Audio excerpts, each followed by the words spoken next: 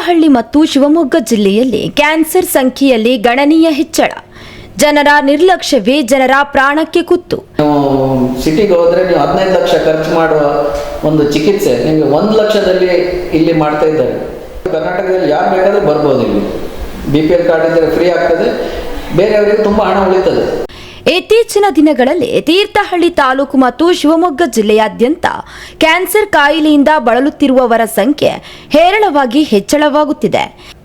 ಈ ಬಗ್ಗೆ ಮೀಡಿಯಾ 9 ಮಾಧ್ಯಮದೊಂದಿಗೆ ಮಾತನಾಡಿದ ತೀರ್ಥಹಳ್ಳಿ ತಾಲೂಕಿನ ಆರಗ ಕ್ಯಾನ್ಸರ್ ಹಾಸ್ಪಿಟಲ್ನ ಹಿರಿಯ oncology specialist doctor Suresh Rao ಅವರು, ತೀರ್ಥಹಳ್ಳಿ ಭಾಗದಲ್ಲಿ ಹೊಟ್ಟೆ ಕ್ಯಾನ್ಸರ್, ಕರುಳು ಕ್ಯಾನ್ಸರ್, ಗಂಟಲು ಕ್ಯಾನ್ಸರ್, ಎದೆಯ ಕ್ಯಾನ್ಸರ್ ಇನ್ನೂ ಅನೇಕ ರೀತಿಯ ಕ್ಯಾನ್ಸರ್ ಕಂಡುಬರುತ್ತಿದೆ. ಇದಕ್ಕೆ ಅನೇಕ ಕಾರಣಗಳಿವೆ. ತಂಬಾಕು ಸೇವನೆ, ಇನ್ನಿತರ ಮಾದಕ ಸೇವನೆಗಳಿಂದ ಕ್ಯಾನ್ಸರ್ಗಳು ಬರಬಹುದು. ಆದರೆ ಈ ಭಾಗದಲ್ಲಿ ಅಂತಹ ಕಾರಣಗಳು ಬಹುತೇಕ ಕಡಿಮೆ. ಜನರ ನಿರ್ಲಕ್ಷ್ಯವೇ ಮುಖ್ಯ ಕಾರಣವಾಗಿದೆ. ಕ್ಯಾನ್ಸರ್ ಮೊದಲ ಸ್ಟೇಜ್ನಲ್ಲಿದ್ದಾಗ ಅದನ್ನು ಗುಣಪಡಿಸಬಹುದು. ಈಗಾಗಲೇ ನಮ್ಮ ಹಾಸ್ಪಿಟಲ್ನಲ್ಲಿ ಮೊದಲ ಸ್ಟೇಜ್ ಕ್ಯಾನ್ಸರ್ನಿಂದ ಬಂದ ಬಹುತೇಕ 90% ಜನ ಗುಣಮುಖರಾಗಿದ್ದಾರೆ. ಎಲ್ಲರಿಗೆ ನಮಸ್ಕಾರ. ಇದು ಡಾಕ್ಟರ್ ಸುರೇಶ್ ರಾವ್, ನಿರ್ದೇಶಕರು, Mangaluru institute of oncology, Thirthahalli. ಇದೊಂದು ಸ್ಪೆಷಾಲಿಟಿ ಕ್ಯಾನ್ಸರ್ ಹಾಸ್ಪಿಟಲ್, ನರಟೂರು ಗ್ರಾಮ.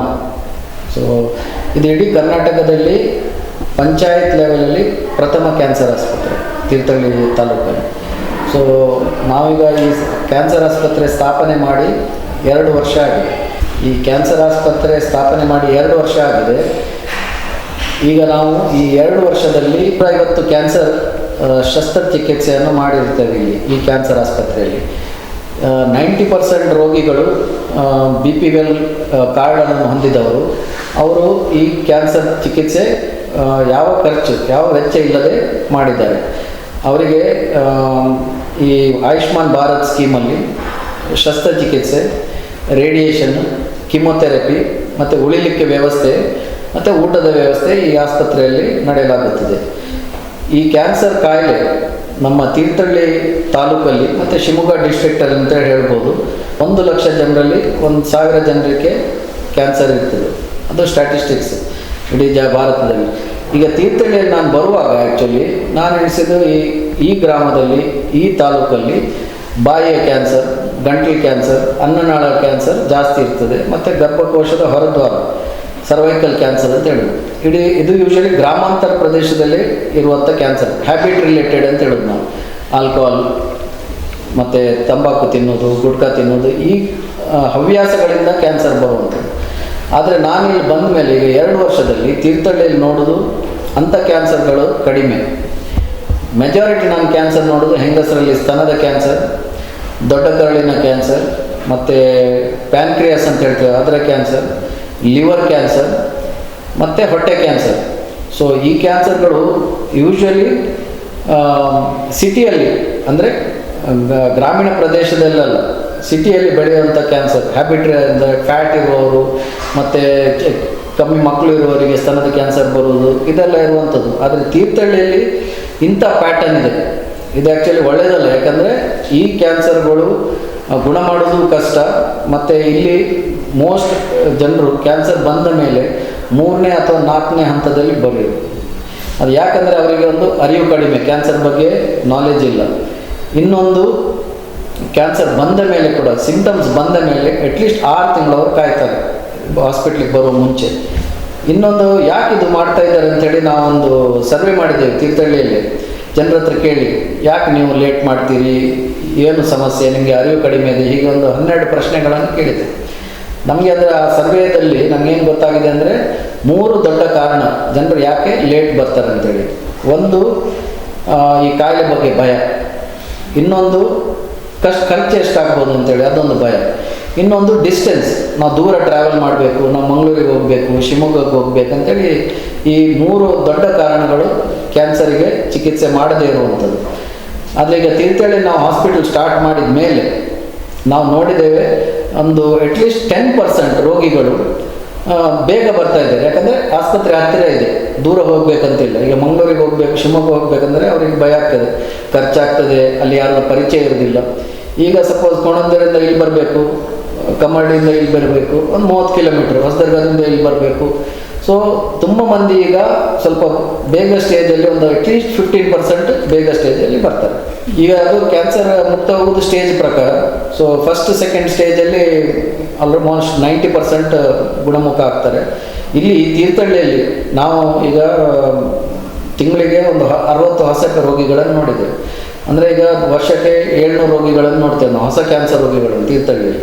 ಇಡೀ ಶಿವಮೊಗ್ಗ ಡಿಸ್ಟ್ರಿಕ್ಟಲ್ಲಿ ಇರೋದು ಹೊಸ ಕ್ಯಾನ್ಸರ್ ರೋಗಿ 3000 ಈ ಸ್ಟ್ಯಾಟಿಸ್ಟಿಕ್ಸ್ ಇದೆ. ಅದರಲ್ಲಿ 700 ರೋಗಿಗಳು ತೀರ್ಥಹಳ್ಳಿ ಅರಗ ಕ್ಯಾನ್ಸರ್ ಆಸ್ಪತ್ರೆ MIಗೆ ಬರ್ತಾ ಇದ್ದಾರೆ. ಅದರಲ್ಲಿ ನನ್ನ ಪ್ರಕಾರ ಒಂದು 40% ಪೇಷಂಟ್ಗಳು ಕಂಪ್ಲೀಟ್ ಗುಣಮುಖ ಆಗಿದ್ದಾರೆ. ಯಾಕಂದರೆ ನಾವು ಇಲ್ಲಿ ಸರ್ಜರಿ ಮಾಡ್ತೇವೆ, ಕೀಮೊಥೆರಪಿ ಕೊಡ್ತೇವೆ, ರೇಡಿಯೇಷನ್ ಮಾಡ್ತೇವೆ. ಅಂದರೆ ನಮ್ಮ ದೊಡ್ಡ ತಂಡ ಇದೆ ಕ್ಯಾನ್ಸರ್ ಟ್ರೀಟ್ಮೆಂಟ್ ಚಿಕಿತ್ಸೆ ಮಾಡುವಂಥದ್ದು. ಯಾಕಂದರೆ ಈ ಕ್ಯಾನ್ಸರ್ ಚಿಕಿತ್ಸೆ ಒಬ್ಬರಿಂದ ಇಬ್ಬರು ಆಗುವಂಥದ್ದಲ್ಲ. ನಮ್ಮಲ್ಲಿ ಬೇರೆ ಬೇರೆ ಫೀಲ್ಡ್ ಇದೆ, ರೇಡಿಯೇಷನ್, ಕೀಮೊಥೆರಪಿ, ಸರ್ಜರಿ ಎಲ್ಲರೂ ಒಟ್ಟಿಗೆ ಕೆಲಸ ಮಾಡಿದರೆ ಮಾತ್ರ ಈ ಚಿಕಿತ್ಸೆ ಸಕ್ಸಸ್ ಆಗುತ್ತೆ. ನಾನಿಲ್ಲಿ ಪ್ರತಿ ತಿಂಗಳು 10 ದಿನ ಇರ್ತೇನೆ. ನಮ್ಮ ಇಲ್ಲಿ ಬೇರೆ ಡಾಕ್ಟರ್ಗಳು ರೆಗ್ಯುಲರ್ ಆಗಿದ್ದಾರೆ.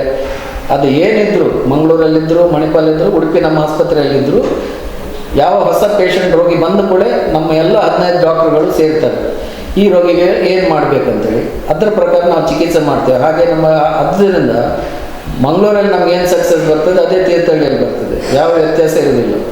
ಸೊ ಮಲ್ಟಿಮೋಡಲ್ ಟ್ರೀಟ್ಮೆಂಟ್ ಅಂತ ಹೇಳೋದು. ಸೊ ತೀರ್ಥಹಳ್ಳಿ ಜನರಿಗೆ ಇಲ್ಲಿ ಅತಿ ಒಂದು ದೊಡ್ಡ ಚಿಕಿತ್ಸೆ ಅಂತ ಹೇಳ್ಬೋದು, ಕಮ್ಮಿ ಖರ್ಚಲ್ಲಿ ವೆಚ್ಚದಲ್ಲಿ ಆಗ್ತಾಯಿದೆ. ಕರ್ನಾಟಕದಲ್ಲಿ ಯಾರು ಬೇಕಾದರೂ ಬರ್ಬೋದು. ಇಲ್ಲಿ BPL ಕಾರ್ಡ್ ಇದ್ದರೆ ಫ್ರೀ ಆಗ್ತದೆ, ಬೇರೆಯವರಿಗೆ ತುಂಬ ಹಣ ಉಳಿತದೆ.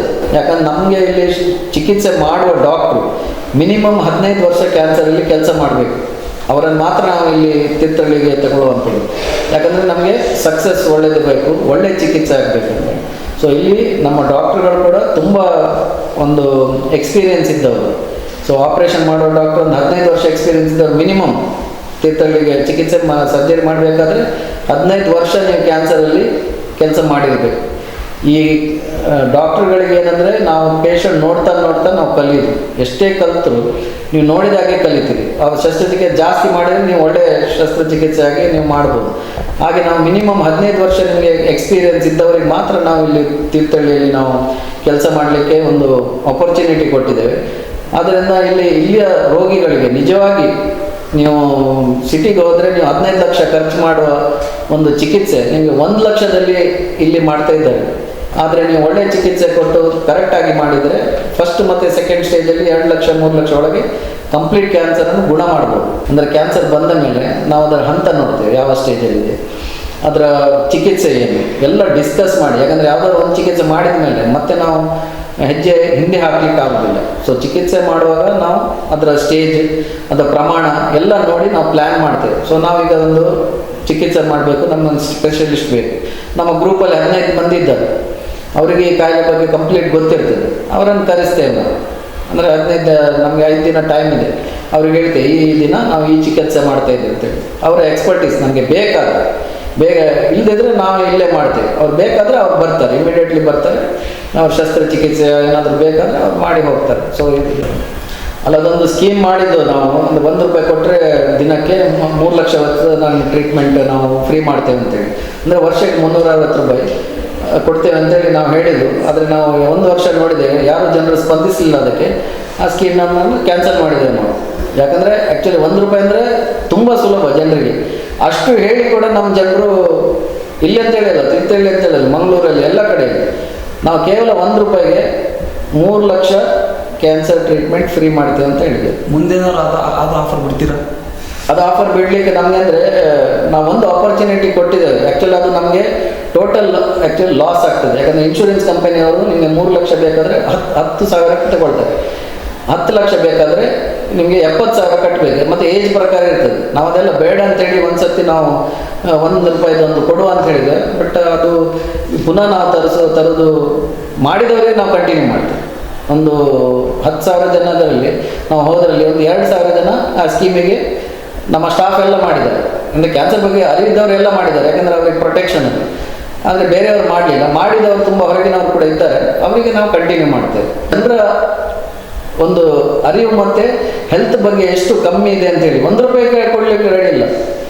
ನೀವೇನು ಹೋಟೆಲಲ್ಲಿ ಊಟ ಮಾಡಿದರೆ ₹300 ಹೋಗ್ತದೆ. ವರ್ಷಕ್ಕೆ ನಾವು ₹360 ಕೇಳಿದ್ವಿ. ಅದು ಕೊಡಲಿಲ್ಲ. ಅದನ್ನು ನಮಗೆ ಇದರದ್ದೊಂದು ರಿಯಾಲಿಟಿ ಗೊತ್ತಾಗ್ತದೆ, ಹೆಲ್ತ್ ಬಗ್ಗೆ ಜನರಿಗೆ ಎಷ್ಟು ಕಾಳಜಿ ಇದೆ ಅಂತೇಳಿ. ಯಾಕಂದರೆ ಇದು ಯಾವ ದೇಶದಲ್ಲಿ ಹೆಲ್ತಿಗೆ ಚೀಪ್ ಇರೋದಿಲ್ಲ, ಇಂಡಿಯಾದಲ್ಲಿ ಮಾತ್ರ ಈಗ ಸ್ವಲ್ಪ ಆ್ಯಕ್ಚುಲಿ ಸರ್ಕಾರದ ಇಷ್ಟು ಒಳ್ಳೆಯ ಸ್ಕೀಮ್ ಇದೆ. Free treatment, surgery free, radiation free, chemotherapy free, ಉಳಿಲಿಕ್ಕೆ ಫ್ರೀ, ಊಟ ಫ್ರೀ, ಬಸ್ ಚಾರ್ಜ್ ಫ್ರೀ. ಇಷ್ಟು ಒಳ್ಳೆಯ ಸ್ಕೀಮನ್ನು ಜನರು 3rd ಸ್ಟೇಜ್ 4th ಸ್ಟೇಜ್ ಬಂದರೆ ಆ್ಯಕ್ಚುಲಿ ಸರ್ಕಾರಕ್ಕೆ ಅದು ಲಾಸ್. ಯಾಕಂದರೆ 4ನೇ ಸ್ಟೇಜ್ ಬಂದರೆ ಖರ್ಚು ಮಾಡ್ಬೋದು, ಆದರೆ ಗುಣ ಆಗೋದಿಲ್ಲ, ರೋಗಿಗಳಿಗೂ ಒಳ್ಳೆಯದಲ್ಲ, ರೋಗಿಗಳ ಫ್ಯಾಮಿಲಿ ಆರೈಕೆದಾರರಿಗೆ ಒಳ್ಳೆಯದಲ್ಲ, ಸರ್ಕಾರಕ್ಕೆ ಹೇಗೂ ರಿಟರ್ನ್ ಇಲ್ಲ ಅದರಲ್ಲಿ. ಸೊ ಜನರು ಹೆಲ್ತ್ ಬಗ್ಗೆ ಜಾಗ್ರತೆ ವಹಿಸಬೇಕು, ಅದು ಇಂಪಾರ್ಟೆಂಟ್. ನಾವು ಲೇಟ್ ಬಂದರೆ ಯಾವ ಕಾಯಿಲೆಯಲ್ಲಿ ಕೂಡ ಜಾಸ್ತಿ ಏನು ಮಾಡಲಿಕ್ಕೆ ಆಗೋದಿಲ್ಲ. ಆದ್ದರಿಂದ ಜನ ಆದಷ್ಟು ನಿರ್ಲಕ್ಷ್ಯವನ್ನ ಮಾಡದೆ ಕ್ಯಾನ್ಸರ್ ಲಕ್ಷಣಗಳು ಕಂಡು ಬಂದರೆ ಕೂಡಲೇ ಪರೀಕ್ಷೆಯನ್ನ ಮಾಡಿಸಿಕೊಳ್ಳಬೇಕು. ನಮ್ಮಲ್ಲಿ ಕ್ಯಾನ್ಸರ್ ಚಿಕಿತ್ಸೆ ನೀಡಲೆಂದೇ ಅನೇಕ ನುರಿತ ತಜ್ಞರಿದ್ದು, ಕೀಮೋ, ರೇಡಿಯಾಲಜಿ ಮತ್ತು ಆಪರೇಷನ್ ರೀತಿಯ ಚಿಕಿತ್ಸೆ ವ್ಯವಸ್ಥೆ ಇದ್ದು, ಬಿಪಿಎಲ್ ಕಾರ್ಡ್ ಹೊಂದಿರುವವರಿಗೆ ಉಚಿತ ಚಿಕಿತ್ಸೆ ಸಹ ಲಭ್ಯವಿದೆ ಎಂದು ಮಾಹಿತಿಯನ್ನು ನೀಡಿದರು. ಮೀಡಿಯಾ 9 ಕನ್ನಡ ನಿರ್ಭೀತಿಯಿಂದ ನಿಮ್ಮ ಜೊತೆಗಾರ.